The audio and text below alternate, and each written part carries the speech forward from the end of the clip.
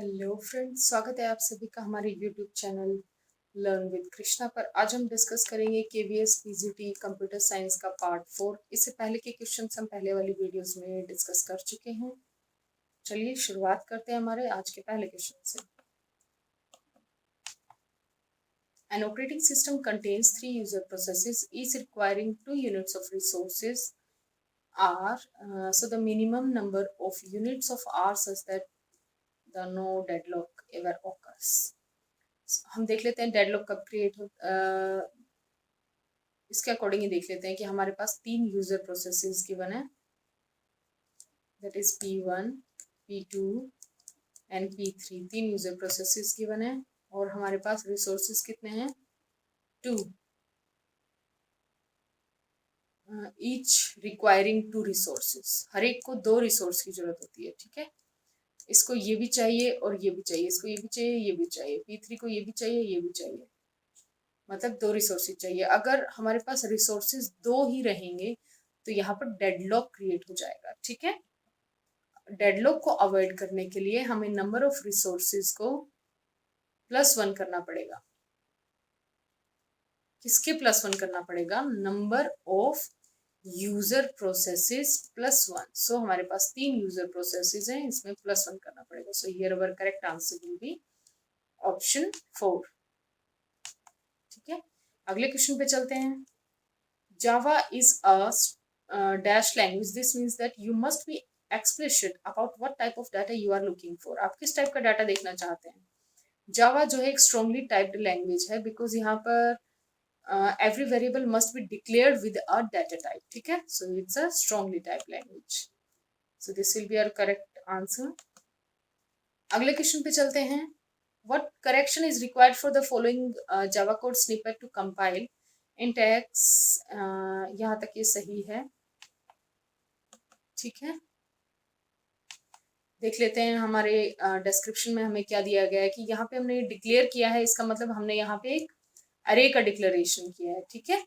अरे का डिक्लेरेशन किया है तो यहाँ पर स्ट्रिंग टाइप नहीं आ सकता है, इट शुड बी x.length, ठीक है।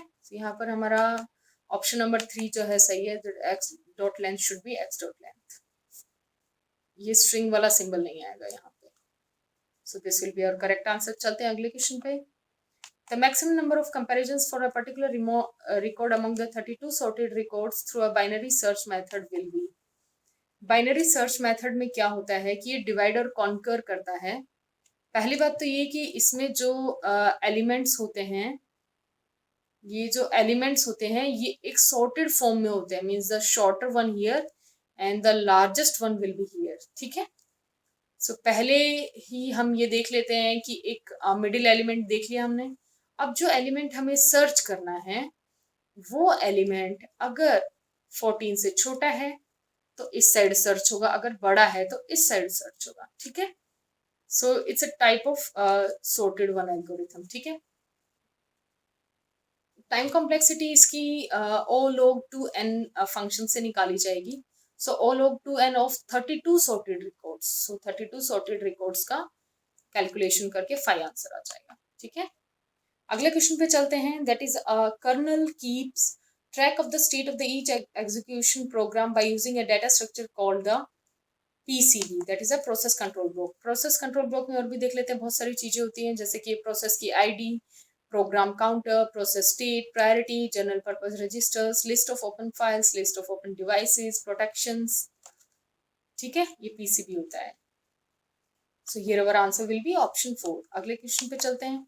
What is a full form of DTD that is used to describe content in the XHTML document? XHTML is a extended hypertext markup language, ठीक है। ये डॉक्यूमेंट टाइप डेफिनेशन जो भी होता है DTD, ये SGML फैमिली जो कि मार्कअप लैंग्वेजेस होती है SGML फैमिली की, इनके डिक्लेरेशन के लिए यूज होता है, जिसमें GML, SGML, XML, HTML ये सब आते हैं। सो ये हमारा करेक्ट आंसर हो जाएगा। अगले क्वेश्चन पे चलते हैं।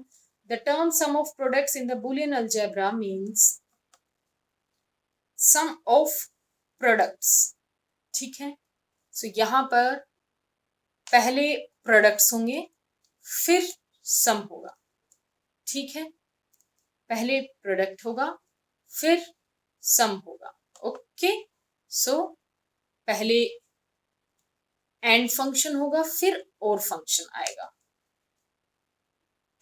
ठीक है, सो दिस विल बी और function of several and functions. ठीक है, सो ये यहाँ पर हमारा करेक्ट आंसर हो जाएगा। अगले क्वेश्चन पे चलते हैं। Unit receiving the data item response with another control signal to acknowledge the receipt of the data. This type of agreement between two independent units is known as handshaking. Handshaking में क्या होता है कि जब source unit destination unit को एक data भेजती है, डाटा बस के थ्रू पहले तो डाटा भेजा जाता है, फिर डाटा वैलिड है या नहीं ये भी पूछा जाता है, फिर डेस्टिनेशन यूनिट डाटा एक्सेप्टेड का एक्नॉलेजमेंट भेजती है। ये होता है हैंडशेकिंग, लाइक हेलो करते हैं हम, हैंडशेक करते हैं। स्ट्रोब कंट्रोल में स्ट्रोब्स क्रिएट किया जाता है, डेस्टिनेशन यूनिट एक स्ट्रोब को सेंड करती है। ठीक है, मल्टीटास्किंग में मल्टीपल टास्किंग एक बार की जाती है, मल्टीपल यूनिट्स को सेंटर से रिसीवर के पास भेजा जाता है, रिसीवर भी भेज सकता है। ठीक है, अब बच गया हमारा पिगी बैकिंग, वो हम अगले स्लाइड में देख लेते हैं। पिगी बैकिंग में क्या होता है कि जब होस्ट ए होस्ट बी को डाटा भेजता है और होस्ट बी डाटा को रिसीव करके अपने पास रख लेता है, ये कुछ भी नहीं भेजता है, पर जब इसके पास डाटा होता है सेंड करने के लिए तब ये एक एक्नॉलेजमेंट डाटा के साथ भेजता है। ठीक है, ये हो गया पिगी बैकिंग। अगले क्वेश्चन पे चलते हैं। When a subroutine is called the address of the instruction following the call instruction stored in the, देख लेते हैं एक्यूमुलेटर क्या होता है। ये एक 8 बिट रजिस्टर होता है। It's a part of arithmetic logic unit that is used to store ALU। ये एक्यूमुलेटर ALU से लिंक्ड है। ये क्वेश्चन बहुत बार आता है, बहुत इंपॉर्टेंट क्वेश्चन है ये। ठीक है, ALU हो गया हमारा। स्टैक पॉइंटर देख लेते हैं। स्मॉल रजिस्टर्स होते हैं जो कि address of the last program request in the stack उसको स्टोर किया जाता है। Program counter it contains address of the next instruction to be executed. ये याद रखने की चीज है। ठीक है, PC बहुत इंपॉर्टेंट है इटसेल्फ। यहाँ पर हमारा करेक्ट आंसर हो जाएगा स्टैक। ठीक है, सब रूटीन में स्टैक का ही यूज किया जाता है। ठीक है, विच of the following is not a program control instruction. Program control instruction में मूव नहीं है, कॉल करना, जंप करना, कंपेयर करना, ये सब प्रोग्राम की कंट्रोलिंग के इंस्ट्रक्शन है, मूव नहीं है। मूव मीन्स डाटा का मूव करना। देख लेते हैं। The time quantum size of 2 units of the time and there is only one job of 14 unit time in the ready queue, round robin scheduling algorithm will cause the context switches. How many context switches? So हमें यहाँ पे दिया गया है कि 2 units का time slot है हर किसी में, एंड जो टोटल टाइम यूनिट्स दी गई हैं 14 दी गई हैं। सो 2 का गैप से हमारे पास यहाँ पर कितने कॉन्टेक्स्ट स्विचेस बने। ये जो गैप होता है, ये जो गैप होता है ये वाला, ये कॉन्टेक्स्ट स्विचेस क्रिएट करता है। ठीक है, सो हमारे पास यहाँ पर 6 कॉन्टेक्स्ट स्विचेस बन गए। So this will be our correct answer. अगले क्वेश्चन पे चलते हैं। Which of the following is a default scripting language in ASP? ASP में हमारा default scripting language VB script है। Okay, the memory which doesn't lose its content on the failure of the power supply is known as non volatile memory. ये एक याद रखने लायक question है। ठीक है, अगले क्वेश्चन पे चलते हैं। Which of the following technique allows execution of programs larger than the size of the physical memory? ठीक है, इसके लिए हम थोड़ा सा ये एग्जांपल्स को ऑप्शंस को थोड़ा सा देख लेते हैं। DMA is a direct memory access. क्या चीज होती है? It's a common hardware function within a computer system that is used to relieve the processor from the burden of copying large blocks of data. Direct memory को access करने में helpful होता है और लार्ज ब्लॉक्स ऑफ डाटा को copy करने के burden से प्रोसेसर को बचाता है। ठीक है, डिमांड पेजिंग, डिमांड पर जो पेज हमें जिसकी जरूरत होती है वो पेज प्रेजेंट कर देना is called demand paging. Buffering means pre loading of data. Thrashing होता है जब पेज फॉल्ट या फिर स्वैपिंग बार बार होता है तो ऑपरेटिंग सिस्टम का मैक्सिमम टाइम इसी चीज में निकल जाता है।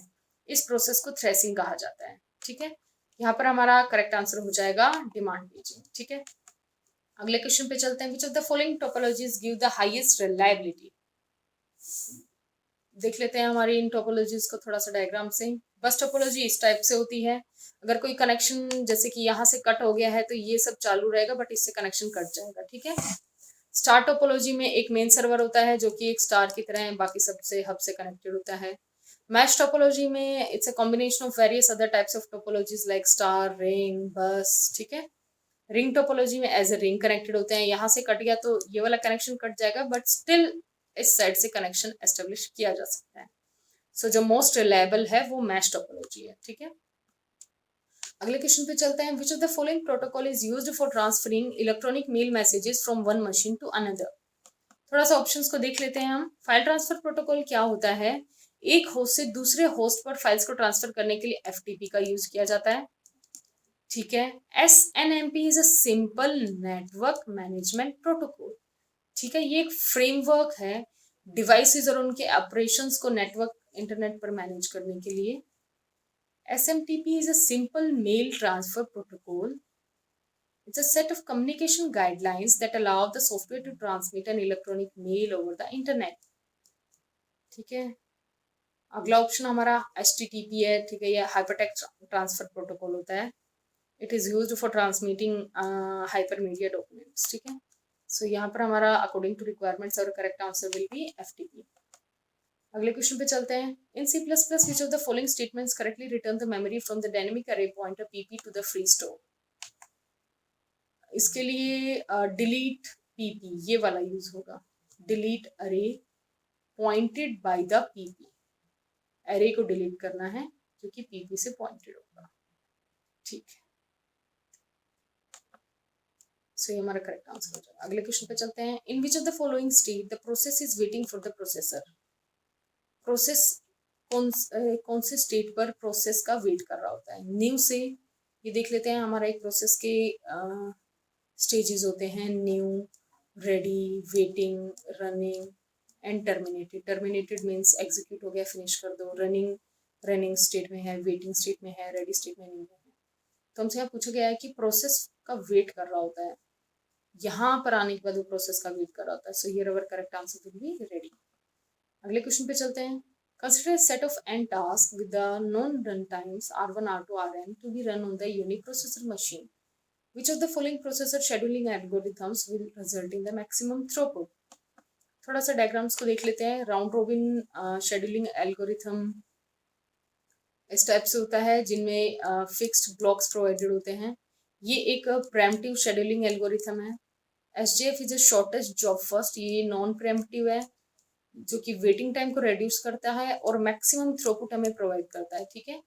FCFS is a first come first serve होता है. जिस सीक्वेंस में वो आते हैं उसी सीक्वेंस में उनका एग्जीक्यूशन होता है. प्रायोरिटी शेड्यूलिंग में इनकी प्रायोरिटीज प्रोवाइडेड होती हैं. ठीक है. So here our correct answer will be the shortest job first. Maximum throughput हमें SJF ही प्रोवाइड करता है. मोस्ट फिजिबल वन भी यही होता है. अगले क्वेश्चन पे चलते हैं. If the period of a signal is 1000 milliseconds, then what is its frequency in kilohertz? इसकी फ्रीक्वेंसी बतानी है. यहाँ पे हमें बताया गया है कि period of signal is 1000 milliseconds. ठीक है. पीरियड ऑफ सिग्नल जो कि है 1000 milliseconds है. सो वन सैंपल का ट्रांसमिशन टाइम है यहाँ पर हमारे पास 1 second. So it will be like hertz is 1 hertz is 1/सेकेंड. सो हमें यहाँ पर किलो हर्ट्ज में देना है. So it will be 1/1000. So that will 10 raised to power minus 3. So, ठीक है. So this will be your correct answer. Okay. Thank you for watching.